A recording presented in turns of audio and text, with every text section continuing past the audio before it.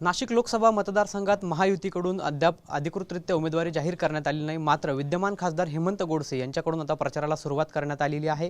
गेल्या 3 ते 4 दिवसापासून त्यांच्याकडून प्रचाराला सुरुवात करण्यात आली असून प्रचारात त्यांनी देखील आता आघाडी घेतलेली आहे। आपण सध्या त्यांच्या कार्यालयात आहोत। या ठिकाणी जर बघितलं आपण तर विधानसभा निहाय मतदार याद्या ज्या आहेत त्या पाहणीचं काम, पडताळणीचं काम जे आहे त्यांच्या उपस्थितीत कार्यकर्त्यांकडून सुरू आहे। त्याचप्रमाणे जे काही 10 वर्षात मागच्या कार्यकाळात त्यांनी जे विकास कामं केली आहेत त्याचा जो आढावा असेल, त्याचं पत्रक असेल, ते देखील आता ते मतदारांपर्यंत पोहोचवण्याचं काम सुरू आहे। एकूणच खासदार हेमंत गोडसे यांनी आता प्रचारात आघाडी घेतलेली आहे आणि या संदर्भात बोलण्यासाठी आपल्यासोबत स्वतः नाशिक लोकसभाचे विद्यमान खासदार हेमंत गोडसे आहेत। आपण काय सांगाल? आपण प्रचाराला मागच्या काही दिवसांपासून सुरुवात केली आहे, आता प्रचारात आघाडी घेतली, काय सांगाल? खरं तर कुठल्याही निवडणुकीची पूर्वतयारी ही अत्यंत महत्त्वाची असते।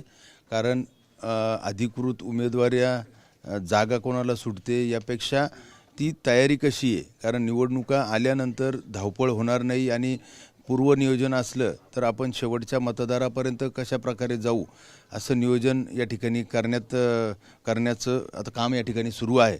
त्याचबरोबर आपण जी काही विकास कामं या ठिकाणी केली नाशिकमध्ये प्रत्येक क्षेत्रामध्ये, तर ती देखील जनतेला माहिती व्हावी यासाठी जे अहवाल वाटप आहे, अहवाल या ठिकाणी आम्ही तयार केलेले आहेत। जवळजवळ आता सध्या 1-2-3 लाख अहवाल हे प्रत्येक उमऱ्यापर्यंत मतदारापर्यंत पोहोचवण्याचं काम सर्व कार्यकर्ते या ठिकाणी करणार आहेत। आपण नक्कीच नाशिक लोकसभा मतदारसंघात महायुतीकडून उमेदवार देण्यात दिरंगाई होते। आपण प्रचाराला सुरुवात केलेली आहे।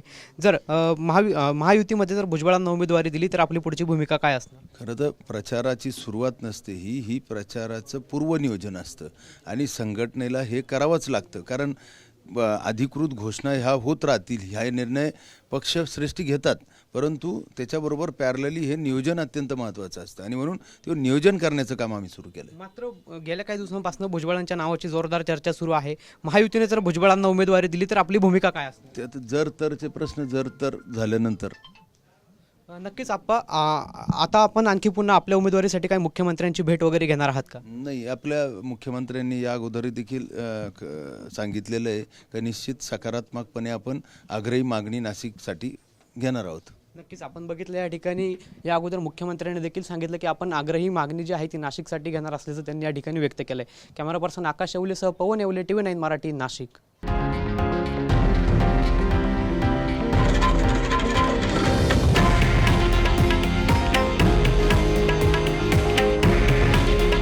हे आहे देशातील नंबर 1 न्यूज नेटवर्क आणि आपण पाहत आहात TV9 मराठी। काळजी तुमची, हित महाराष्ट्राचं।